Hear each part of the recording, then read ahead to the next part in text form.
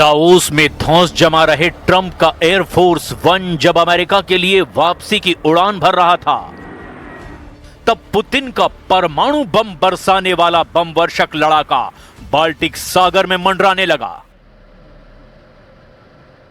बर्फीले रनवे पर दहाड़ते पुतिन के सबसे विनाशकारी बॉम्बर के साथ फाइटर जेटों ने भी उड़ान भरी। रूस के जंगी हथियारों की फ्लाइंग परेड 5 घंटे से ज्यादा देर तक चली है। रूस का लॉन्ग रेंज अटैक बम वर्षक Tu-22M3, रूस का फाइटर जेट सुखोई Su-35S और Su-30SM ने एक साथ जंगी ट्रिलर दिखाया है, जिसके बाद यूरोप पर पुतिन के हमले का अलर्ट मिलने लगा, क्योंकि पुतिन को भड़काने वाले 2 कांड हो गए। एक तो ट्रंप ने पुतिन को धमकी दी है, दूसरा फ्रांस ने खौफनाक जोखिम मोल ले लिया है।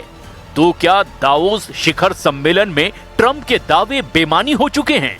ट्रंप ने ज़ेलेंस्की को युद्ध से बचाने की जो गारंटी ली है, उसका क्या होगा? मामला पहले से भी ज्यादा बिगड़ गया है। पुतिन मीटिंग पर मीटिंग कर रहे हैं। पुतिन ने रूस की सेना को हाईटेक और मॉडर्न बनाने के लिए वॉर इमरजेंसी मीटिंग की है। ये उसी हाई प्रोफाइल मीटिंग का वीडियो है। अब पुतिन का क्लियर ऑर्डर क्या इशारा कर रहा है, जरा आप भी सुन लीजिए। производственной цепочки в электронике. Концентрируют на этом усилия, потому что для всех абсолютно очевидно обеспечить экономическое и технологическое развитие, лидерство технологическое в сфере искусственного интеллекта, космоса, связи, цифровых технологий. पुतिन बड़े युद्ध की तैयारी कर रहे हैं। पुतिन हथियारों को एडवांस बनाने के ऑर्डर दे रहे हैं। पुतिन सबसे मॉडर्न टेक्नोवॉर के लिए तैयार हो रहे हैं, क्योंकि रूस की अगली टक्कर ऐसी महाशक्तियों से है जिनके पास आधुनिक हथियार हैं, जिनके पास सबसे बेहतरीन तकनीक है, जिनके पास एटम बम है। ज़ेलेंस्की ने दावोस में जैसी अपील की है, उससे पुतिन को यकीन हो गया है कि यूरोपीय देश युद्ध में खुलकर उतरने जा रहे हैं। ज़ेलेंस्की ने यूरोप की संयुक्त सेना बनाने की अपील की है। ज़ेलेंस्की ने यह भी कहा कि यूक्रेन के बाद लिथुआनिया और पोलैंड पुतिन के टारगेट हैं, जिन्हें नेटो सेनाएं नहीं बचा पाएंगी। Europe needs united armed forces that can truly defend Europe. Today, Europe relies only on the belief that if danger comes, NATO will act. But no one has really seen the alliance in action. If Putin decides to take Lithuania or strike Poland, who will respond? Zelensky के भड़काने के बाद France ने रूस के एक तेल tanker को रोक लिया है। फ्रांस ने पुतिन पर यह एक्शन ब्रिटेन से मिले इंटेलिजेंस इनपुट के बाद लिया है।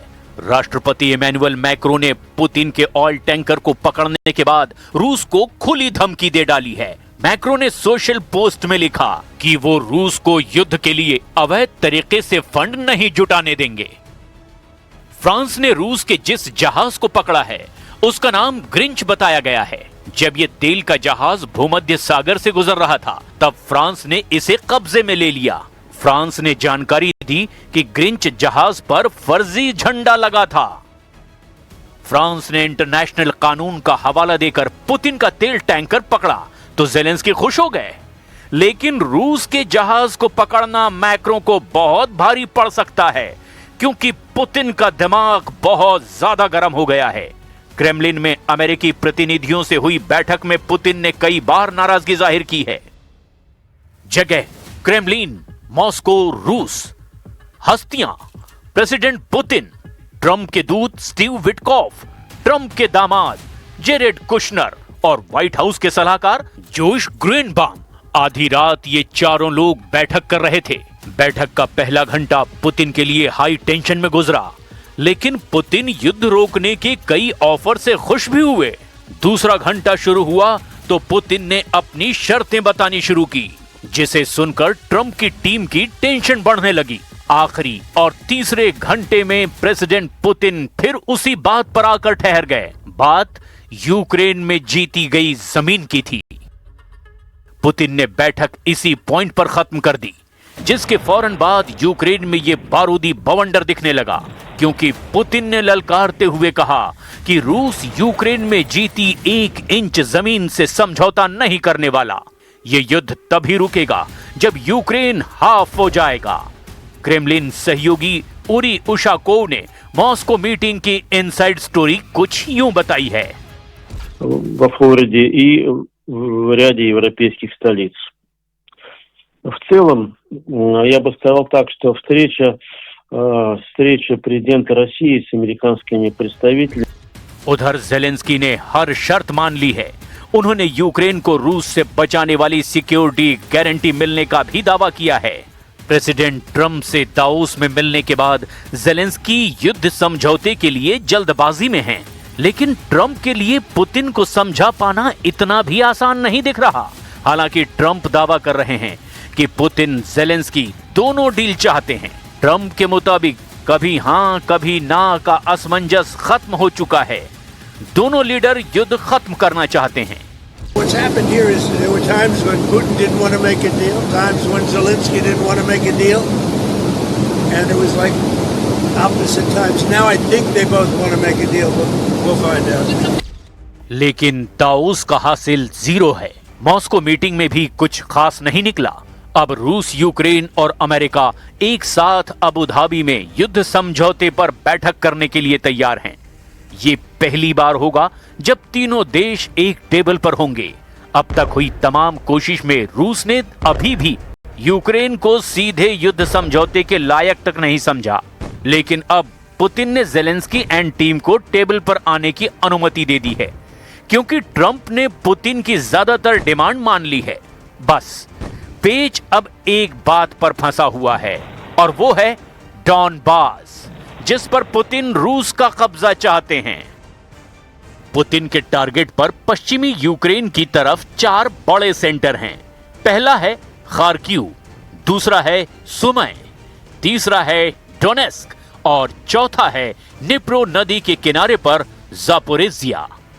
इन चारों शहरों के आसपास बहुत बड़ी जंग चल रही है, और जेलेंस्की जानते हैं कि अगर इनमें से एक भी मोर्चे पर वो हारे तो पुतिन के कब्जे में 50% यूक्रेन आने में बिल्कुल देर नहीं लगेगी। पुतिन ने 2022 में यूक्रेन में युद्ध शुरू किया। तब उनका सबसे बड़ा लक्ष्य था क्राइमिया को रूस के मेनलैंड यानी कि मुख्य भूमि से जोड़ना। इसके लिए खेरसॉन और मारियुपोल पर कब्जा जरूरी था। यहीं से पुतिन हाईवे बनाकर क्राइमिया तक पहुंचना चाहते थे।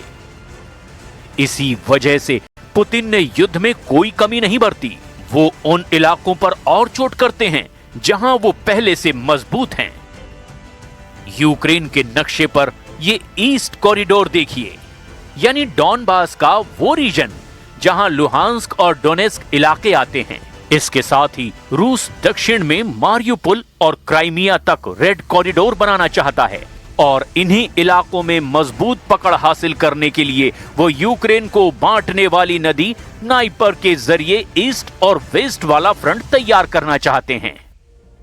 पुतिन अपनी सधी चाल से आगे बढ़ते जा रहे हैं। प्रेसिडेंट ट्रंप उनकी बिछाई बिसात में फंसते जा रहे हैं। जेलेंस्की के लिए युद्ध में हासिल करने के लिए अब कुछ भी नहीं बचा। पुतिन के खौफ से सहमे यूरोप के देश ही अब कुछ कर सकते हैं। यूरोपीय देशों ने अगर पुतिन से टकराने की जुर्रत की तो ये सही मायने में तीसरे विश्व युद्ध की शुरुआत होगी, और मुमकिन है कि ट्रंप इस युद्ध का तमाशा दूर से बैठकर देखना चाहें, लेकिन वो ज्यादा दिन तक हमलों की अनदेखी नहीं कर पाएंगे। जैसे दूसरे विश्व युद्ध में अमेरिका खुद को शामिल होने से बचा नहीं पाया था। जब अमेरिका युद्ध में आया तो दुनिया ने परमाणु धमाकों की त्रासदी देखी थी, मगर ये मौका नाजुक है और पुतिन भी परमाणु युद्ध की यलगार कर रहे हैं। यही सबसे डराने वाली बात है।